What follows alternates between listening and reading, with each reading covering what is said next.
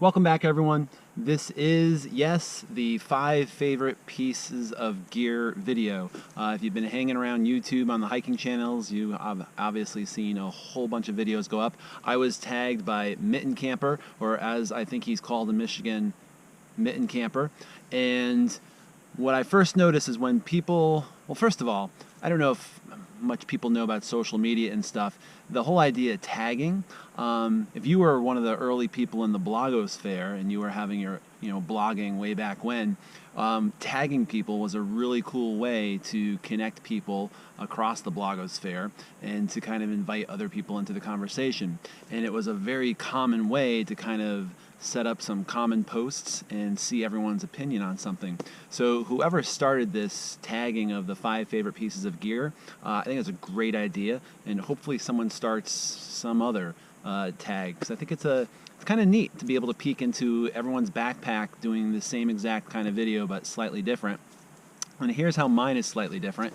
What I noticed is that a lot of the first videos that came out on this were just literally people's 5 favorite pieces of gear. And again, they were kind of similar. And I think the next wave of people kind of caught on that that first wave was kind of similar. So then they started kind of digging down and not necessarily doing the most expensive pieces of gear. And then I think the third wave of people kind of started doing like thematic sort of things. And I think that's where I'm going to end up. So again, these aren't necessarily the 5 favorite pieces of gear, although I'm going to have my number 6 piece of gear. I will include my last piece of gear I'm going to take out is I could never get rid of it. Even if it was like ripped, destroyed, eaten by wolves, I would still keep it for a memento. But my 5 favorite pieces of gear are all things that I purchased and I started using when I transitioned from normal backpacking with big heavy stuff to ultralight backpacking, and they're all things that really changed my outlook on things. So let's get started. First thing, this is my base layer, my long sleeve base layer. It is a cheapo 32 degrees. It was my wife's. And when I was looking for a shirt one day, I didn't have the money to go out and buy Smart Wool and Smart this and Patagonia that and the other thing. And so this free shirt, which I think you can buy for like 15 bucks or something like that, has served me just fine. But the reason why this piece of gear is important is because as soon as I used this shirt, I started thinking, my mind changed, and I stopped thinking that I had to have all of this high class, high cost stuff to be that cool was that a Freudian slip there? Did you hear that? Ultra lightweight backpacker.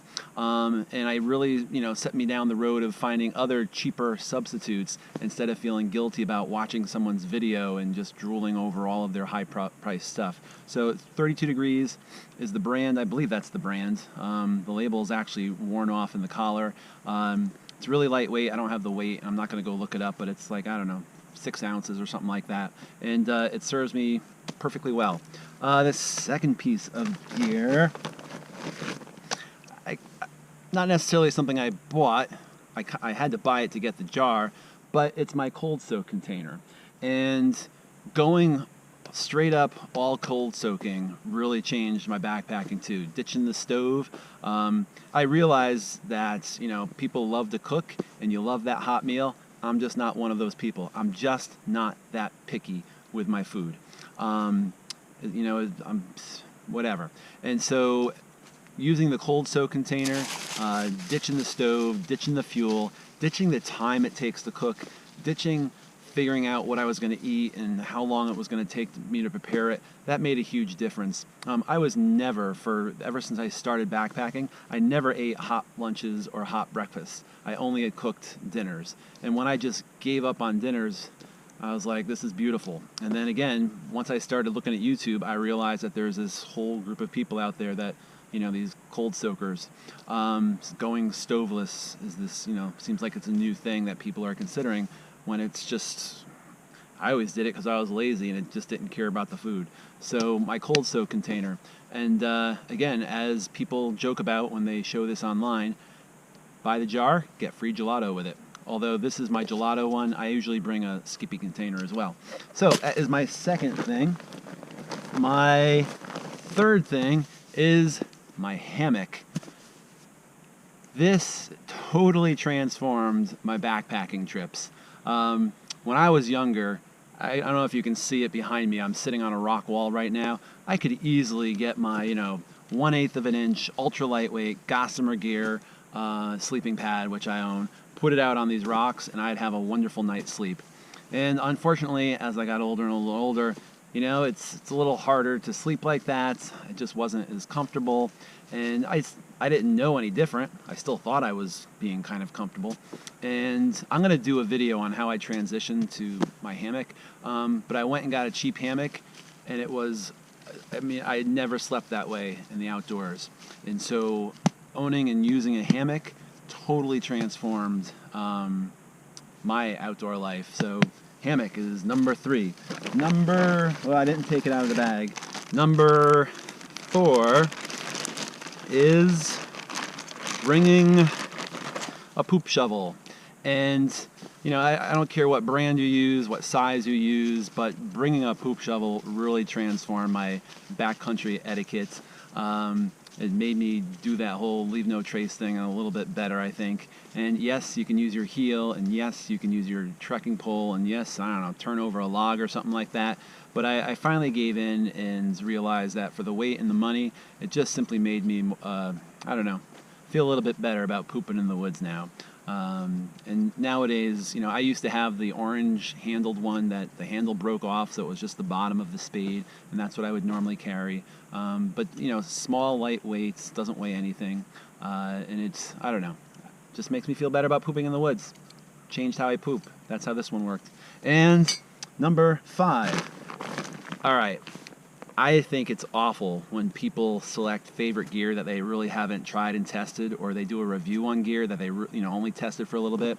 This falls into that category. I've used this on a grand total of 4 day hikes, probably totaling, 50 miles. And it is my Zimmer built Quickstep pack. And I tell you, I've never owned anything so light. I know a lot of people out there, in the videos, y'all have your lightweight packs. I never had one before. This was the first one. I still have yet to go backpacking with it. Whenever I do go for a day hike, I do pack it with a full load, like I'm going out for the weekend. And on each day hike, it's fabulous. I think, I'm someone who I don't want to go to work in the woods. I want to take a walk. And what I love about this pack is that when it's loaded up, I think the most I've had is 14, 15 pounds maybe in here at the most, is that you just forget you're wearing it. And I think that's the best thing about, great packs. You forget that they're there. I don't want to know that I'm hauling weight on my back, uphill, downhill, sideways. I just want to forget about it and just feel like it's my sweatshirt. So Zimmer built Quickstep, that is number 5. Okay, drum roll for my number 6. And I have to give a little bit story about number 6. So when I got my first job, moved out of the house, which was into my grandfather's basement, and had my first real paycheck, I also ended up getting a job where I was leading kids out for hikes into the Rocky Mountains and the Adirondacks and Appalachian Trail in Connecticut and stuff. And so I went and bought a custom pack. This is way before the internet, so I don't even know how I found the pack manufacturer, but this is absolutely, without a doubt, my favorite piece of gear ever. It's currently missing the brain, but this is my backpack, I just want to hug it, from McHale and Company. This is just a monster, a beast, indestructible. I really almost considered not even buying the Zimmer built, because this pack is so comfortable and it's built for my body. It weighs like almost 8 pounds with the brain on it, and it's a bit heavy. Without the brain, with cutting some straps, with taking some other things off, I've got it down to almost 6 pounds. And I don't even feel guilty about carrying this 6 pounds because it is so ridiculously comfortable. Again, I love not feeling something on me. I love not feeling like I'm working. I love just walking in the woods. And this thing distributes the weight on my body so well. It is just magnificent. It has, and again, I guess, the modern backpacks have some of these things, but at the time it was pretty cool. I don't know if you can see it. It has the double straps. And the buckles are different than the normal buckles, and it's just endless amount of space. I have carried everything from 10 pounds in here on trips to all the way up to almost 80 pounds when I was leading things and had lots of extra stuff in here. And it carried all the weight just and absolutely incredibly well. I actually did take a scrub brush to it last summer, and so it is nice and clean. But I mean, it's just, I don't know how well it shows up in the camera, but with the exception of, there's a rusty piece, I don't know if you can see it, they're a little tiny bit rusty. With that exception, I mean, it's practically brand new. There's not a single thread on here that's frayed. It's like it's brand new. And when I actually did go to research new packs and eventually settled on the Zimmer belt, McHale and Company is still in existence, and their packs still cost like the same amount they cost when I bought mine going back, like, I don't know, 23 years ago. They're really expensive. This pack was like, I don't even remember, it was like $750 or something back then. And right now, McHale packs are still wicked expensive. So let's just say at this point in my life, maybe when I retire, as a retirement gift, I'll get another lightweight McHale pack. But if you've got the money and you're buying like Z-Pack stuff and Enlighten equipment stuff and Mountain Laurel, design, whatever it is, take a look at McHale and Company. I mean, it's just, if they're even close to what it was back then, they must be just absolutely phenomenal now. You can only assume that he got better and not worse as the decades wore on. So McHale and Company, cannot recommend it more highly. Again, it's like brand new. It is absolutely awesome. And those are my 5+1 pieces of gear.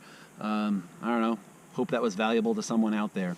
So I'll see you next time. I need a name for the channel, by the way. If you have a suggestion, this was an accidental channel, and now I feel like I need to say welcome to. So if you got a suggestion, throw it down there. All right, thank you. GoPro, stop recording.